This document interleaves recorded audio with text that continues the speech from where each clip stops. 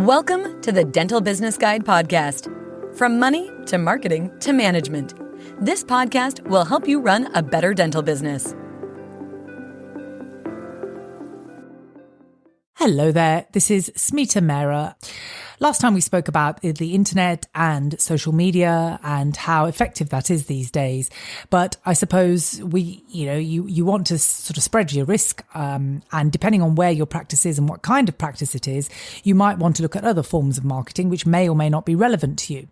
Over the years, we've tried everything from having fairs having some presence on stands in fairs, be they village fairs or school fairs, to having stands on within a mall in a busy business district. For example, within one of the malls in Canary Wharf, when we had a practice, that was a highly successful stand we used to have there at lunchtimes many years ago, and it was really brilliant because you had a captive audience every day.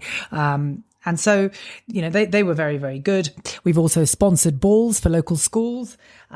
We've looked at the education side and being educators of our local community. So we've done talks that one of the dentists, mostly myself, have done talks in the local schools, obviously tailoring them to the age group that you're talking to, as well as scout groups and nursery groups, some with parents, some without parents. And this has worked very, very well, either through direct response in terms of bringing in business, or through indirectly educating people, which through sort of a filtering process over weeks or months eventually become patients of yours. Obviously, school talks usually involve some sort of marketing material as a follow-up to be given to the the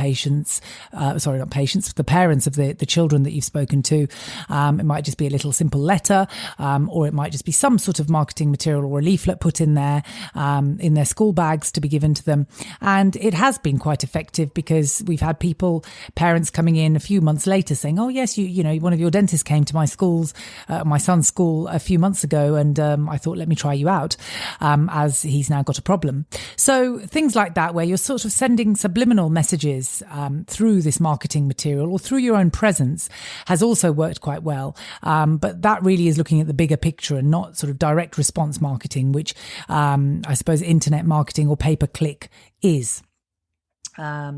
If, as I mentioned last time, magazine advertising or leaflets aren't really the way that we go forward these days, but my advice would be, if you do want to market in magazines or market with leaflets, I would make that very targeted. For example, if you want to advertise paediodontic dentistry, you might produce targeted leaflets and deliver them to the local private nurseries or NCT groups or schools where they have a sort of younger section where parents are a lot more involved. And that would be quite an effective way of, you might have some sort of catch on there that actually draws them in, and things like that. Or conversely, you might go to nursing homes and you might have some sort of clever marketing that you put there for perhaps the children or the relatives of the people, the residents that are there, that might be more focused towards gerodontic dentistry. So I think targeted marketing these days, not a simple leaflet which says something for everyone, I don't think would be as effective, but certainly targeted marketing with these methods would be quite effective. Thanks for listening in to the Dental Business Guide podcast. We welcome your feedback, and if you're enjoying it, please let your friends know too. Until the next time on the Dental Business Guide podcast.